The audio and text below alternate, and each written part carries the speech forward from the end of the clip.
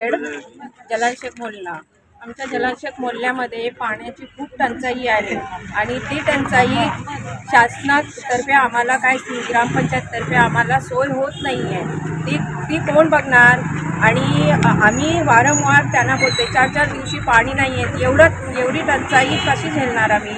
आणि त्रास एवढे लोकांचे आहे। सर्व वाड्यांना पाणी येते आहे, पण आमच्या वॉर्डला जलालशेख मोल्ल्यामध्ये पाणी आहे। रेवती पाटील हे आमच्या भोसले गावाची सरपंच आहे, ती लक्ष देत नाही आहे, ती फोन उचलत नाही आहे। का नाही उचलत आहे? जर ती काम करू शकत नाही आहे तर राजीनामा द्यायचं आणि बाजू व्हायचं। कोणाला तरी दुसऱ्याला चान्स देऊ शकताय तुम्ही। त्याशिवाय मुश्ताक जसनाय हे पाण्याचं अध्यक्ष आहे आणि तेही फोन उचलत नाही आहे। त्यांना कॉल केल्यानंतर उचलत नाही आहे। ते का उचलत नाही आहे? ते का सर्व सदस्यांनी काय उत्तर तरी द्यायचं की पाणी का नाही येत आहे, काय प्रॉब्लेम्स आहे ते लोकांना कळवायला तरी पाहिजे।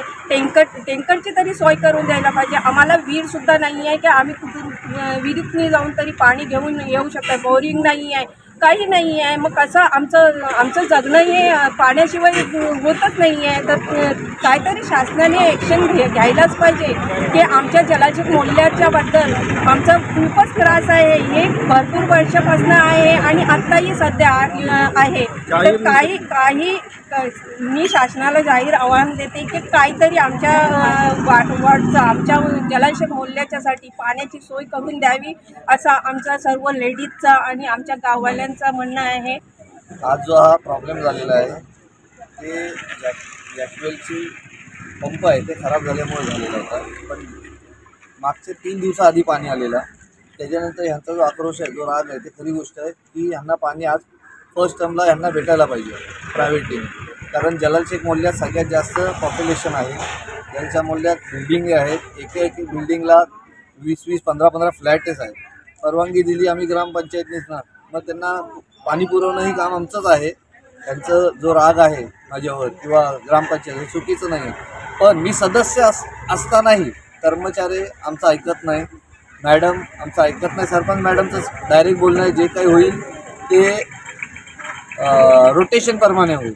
मग रोटेशनला ज्यावेळेस जॅकवेल जळते किंवा जो काही पाण्याचा प्रॉब्लेम येतो त्याच्यामध्ये सुधारणा झाल्यावर सगळ्यात शेवट पाणी जलालशेख मोल्ल्यालाच येते। आणि मी इथला सदस्य असल्यामुळं हे जे मला इथं दरवेळेस सामोरं जायला लागतं यांना, तर हे कुठंतरी आमच्या ग्रामपंचायतच्या बॉडीच्या प्रश्न न विचारल्यामुळं होतोय। आणि जसं काय आमचे सरपंच मॅडम आहेत ते वारंवार आमचं ऐकत नाही। जे काय आम्ही सुचवले तर त्यांना ते पटत नाही, ते त्यांच्या हिशोबानेच करणार आणि त्यांच्या हिशोबानेच बोलणार आणि ते वारंवार आम्हाला दाबायचे प्रयत्न करतात। मग आम्ही यांना कितपत उत्तर द्यायचे आणि कितपत सहन करायचं? तर आज वर्ष जास्त झालेलं आहे, 12-13 मिटिंग झालेत। याच्यामध्ये बघितलं जलालशेख मोल्ल्याला हे सगळ्यात मागच ठेवायचं आहे, हे ठरवलेलं आहे, असं जाणीवपूर्वक आहे। असं